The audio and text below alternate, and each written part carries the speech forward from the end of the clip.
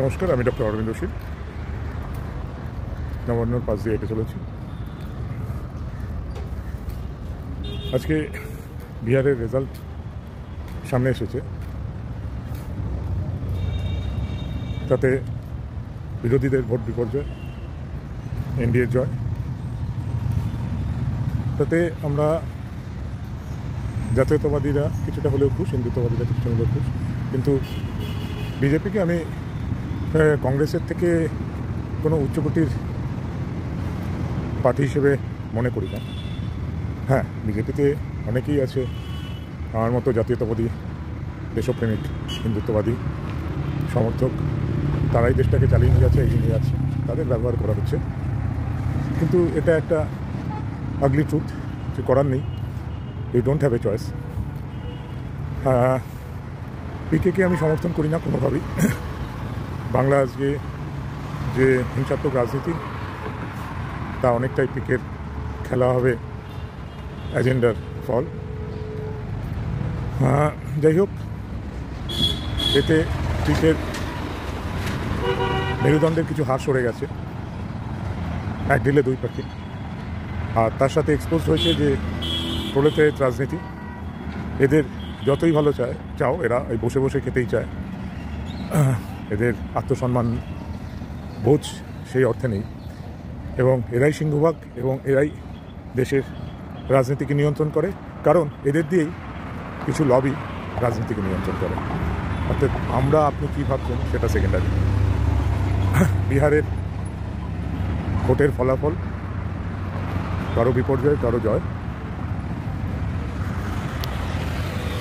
কিন্তু এটা আমাদের চোখ খুলে দিয়েছে। কারণ পিকের যে এজেন্ডা, সেই এজেন্ডা কিন্তু একটা ডেভেলপ কান্ট্রির এজেন্ডা, থার্ড ওয়ার্ল্ডের না। কারণ যদি দেশের উন্নয়ন, ডেমোক্রেসির উন্নয়ন আমরা চাই, তাহলে যে এজেন্ডা, তাও উন্নতশীল দেশের মতো হতে হবে।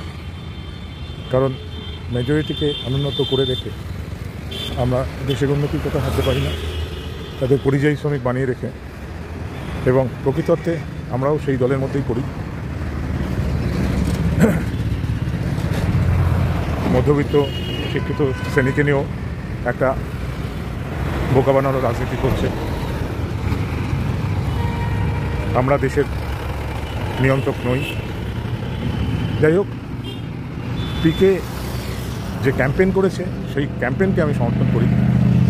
যেভাবে রাজনীতির ধোঁকাধারী তাকে এক্সপোজ করেছে, সেটা খুবই প্রয়োজন।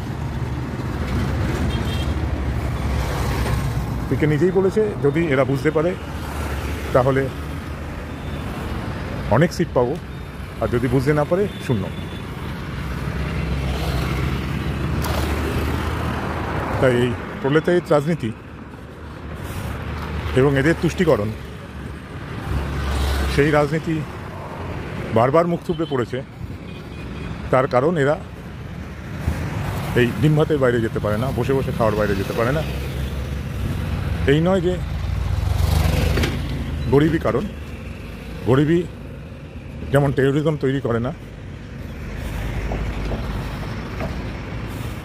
তেমনি গরিবই এই ধরনের অন্ধত্ব তৈরি করে না। এর পিছনে একটা ব্যক্তিত্বহীনতা, এর পিছনে একটা ধোঁকাধারী কাজ করে, যার উঠে এরা কোনোভাবে উঠতে পারছে না। ফলত ভারতীয় গণতন্ত্র তৃতীয় বিশ্বের মানের উপরে যেতে পারছে না। এবার এটাই দেখার, বাংলায় এই গণতন্ত্রের উত্থান হয় নাকি। বাঙালি ওই ডিম ভাতের ধোঁকাধারীর রাজনীতি এবং এই সেটিংয়ের রাজনীতির বাইরে বেরিয়ে নিজ বলে বলিয়ান হয়ে ক্ষমতায় আসতে পারে কিনা। না হলে এই লবি, যারা বাঙালিকে মেরুদণ্ডহীন প্রমাণ করতে চায়, কারণ একটা জাতিকে কন্ট্রোল করতে হলে প্রথমেই তার মেরুদণ্ড ভেঙে দিতে হবে, তার আত্মসম্মান, তার জাত্যাভিমান, এবং সেটাই আসল রাজনীতি যেটা বাংলা জুড়ে চলছে। এবং এই জিহাদি পিসিকে পুষে রাখার একটা বড় কারণ বাঙালির জাত্যাভিমান, বাঙালির আত্মসম্মান নষ্ট করা, যাতে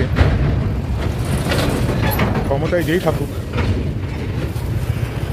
এই হিন্দু জাতীয়তাবাদী দেশপ্রেমিক বাঙালিকে দাবার বোনের মতো চালানো যায়। এটাই আসল রাজনীতি। নমস্কার, এখানেই শেষ করলাম, আবার দেখা হবে।